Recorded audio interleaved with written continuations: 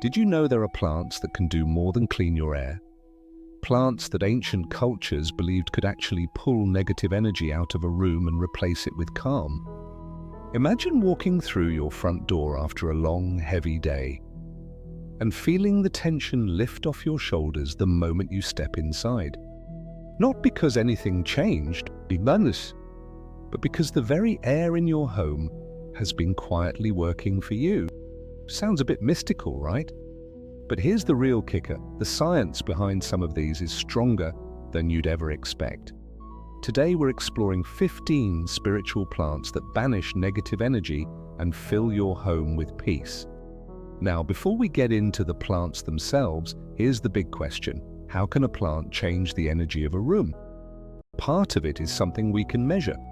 Many of these plants release oxygen, pull toxins out of the air, and some even generate negative ions, the same particles that make the air near a waterfall or after a thunderstorm feel so clean and alive.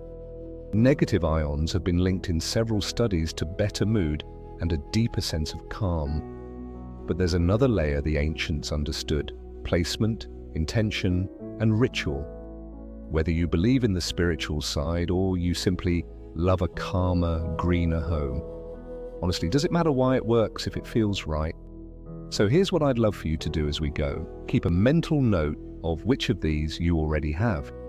You might be more protected than you realize. Let's start with number 1.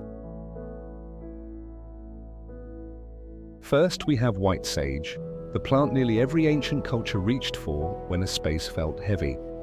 The compound, burning dried sage, releases negative ions, which some studies suggest can lift mood and create a sense of calm. What it does? It's the original reset button for a room's energy. The ritual: light a small bundle, let it smolder, and walk it slowly through each corner where the air feels stagnant. Doorways, hallways, the spot you always feel tense. And remember this: sage doesn't push the darkness out. It simply reminds the light it's welcome. Placement: a kitchen windowsill, bright light, and close to where you'll dry the leaves. Next, we have lavender, and caring for it is easy. Well, place it in a sunny spot like a windowsill and water it sparingly. The compound, its essential oils, especially linalool, are some of the most studied calming scents in the world. What it does? Slows a racing mind and softens the room into something restful. The ritual: brush your fingers across it as you pass and breathe in deeply 3 times.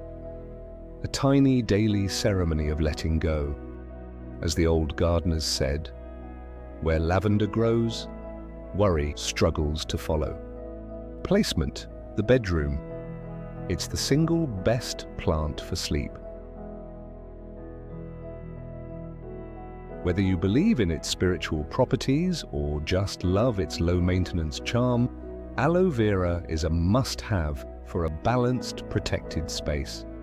The compound: it quietly filters formaldehyde and benzene from indoor air. What it does?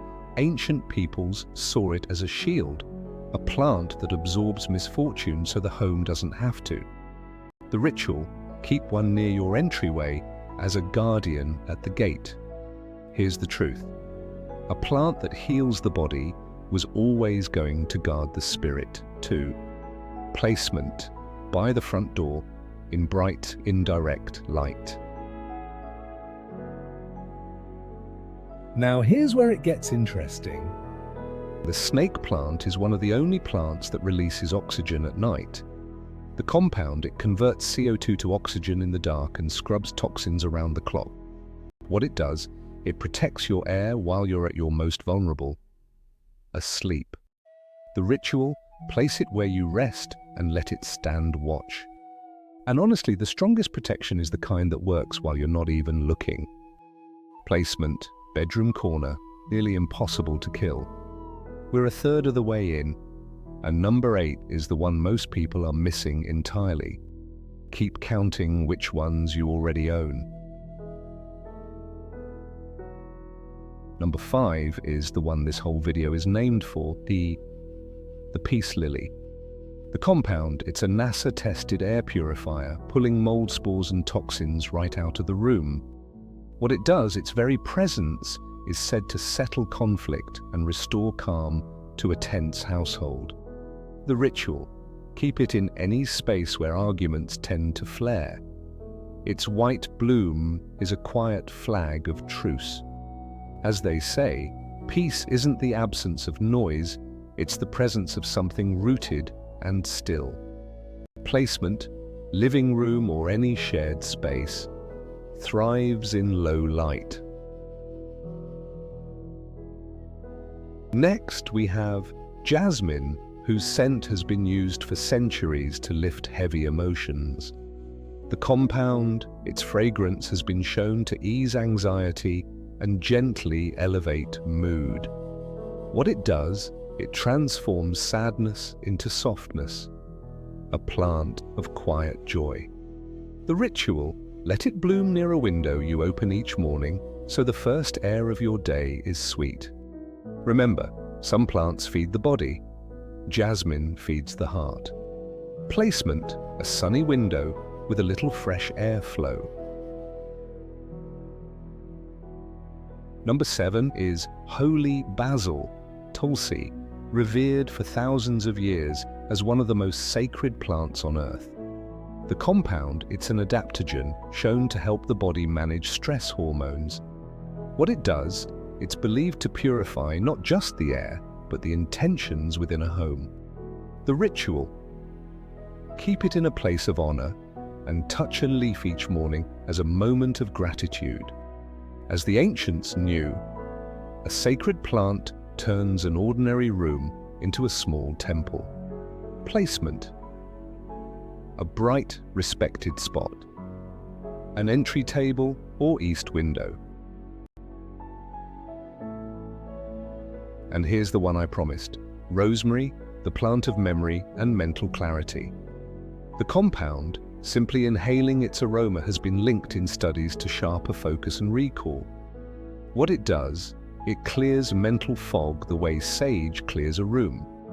The ritual, keep a sprig at your desk and crush a leaf when your thoughts feel tangled. Here's the kicker, a clear mind is the cleanest room of all. Placement, a workspace or kitchen with strong light. Number 9 brings us to abundance, the Jade plant, known across feng shui as the money tree. The compound, a hardy succulent that purifies air and stores life in its thick, coin-shaped leaves. What it does, those round leaves are said to symbolize steady, growing wealth. The ritual, place it in your home's wealth corner, the far left from your front door, to invite prosperity. As the saying goes, abundance grows slowly, like jade, one quiet leaf at a time. Placement, southeast, wealth corner, bright light. Next we have lucky bamboo, a feng shui cornerstone for over 1,000 years. The compound, it thrives in just water, a living symbol of resilience. What it does, the number of stalks carries meaning, 3 for happiness, 5 for wealth, 7 for health. The ritual, keep it in the east of your home to encourage harmony and the smooth flow of energy. Remember, the strongest things don't resist the current, they bend and keep growing. Placement, east-facing spot, indirect light, fresh water weekly. Number 11 is the orchid, elegance and spiritual refinement in a single bloom. The compound, like the snake plant, it releases oxygen at night, gently improving your air as you rest. What it does, it's long been tied to growth, grace, and raising the energy of a space. The ritual, place one where you want to feel inspired and let its slow bloom remind you that beautiful things take time. As they say, peace and beauty are not opposites. The orchid, is the proof. Placement: a bright bathroom or bedroom loves humidity. Number 12, Eucalyptus, the great cleanser of stale, heavy air. The compound: its oils are naturally antimicrobial and open up the breath.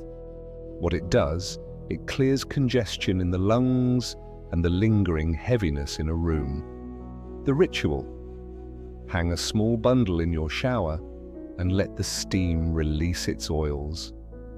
An instant cleansing ceremony. Here's the truth. Sometimes peace simply means finally being able to breathe deep. Placement: bathroom or a bright, airy windowsill. Now, before we reach the final three, here's something most people overlook when building a healing plant space: light. Plants are beings of light.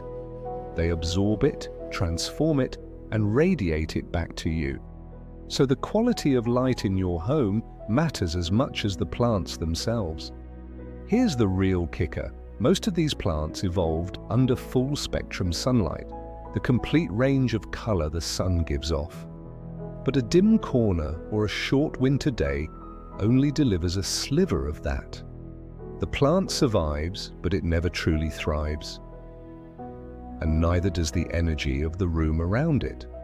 So as you place each of these plants, ask one simple question. Is this spot getting real, generous light? A south or east-facing window is gold. If a room is naturally dark, that's the one place worth considering a full-spectrum grow light down the road, one that mimics natural sunlight rather than that harsh purple glow. Get the light right, and everything else these plants do for you gets amplified. Now, where were we? Yes, the final three, and the last one might be the most quietly powerful of them all. Number 13, the Boston Fern. Nature's humidifier and a deeply grounding presence. The compound: it's one of the most effective plants for restoring moisture and removing toxins from dry indoor air. What it does, its soft, cascading fronds are said to absorb tension and anchor a restless space. The ritual: hang it where you unwind and let your eyes rest on its movement when your mind races. Remember, to feel peace, you must first feel grounded. Placement: a humid bathroom or shaded, cool corner. Next is the chrysanthemum, a symbol of longevity and well-being across many cultures. The compound: NASA's research ranked it among the very best plants for removing airborne toxins. What it does, it's believed to restore vitality and invite good fortune and a long life. The ritual: keep a blooming pot in your living room during seasons of change to lift the home's spirit. As they say, a home that nurtures life will always be nurtured in return. Placement: bright living room, rotate fresh blooms seasonally.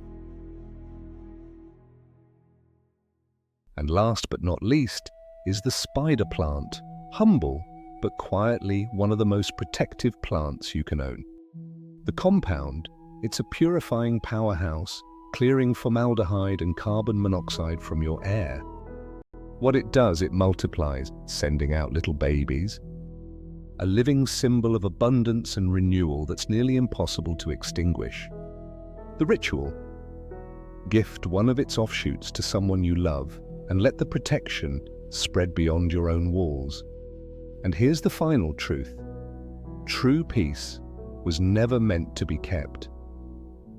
It was meant to be shared. Placement: a hanging basket in bright, indirect light, anywhere it can spill. And there you have it. 15 spiritual plants, each one quietly working to clear the heaviness from your home and replace it with something lighter, calmer, and more alive. You don't need all 15 to feel the shift.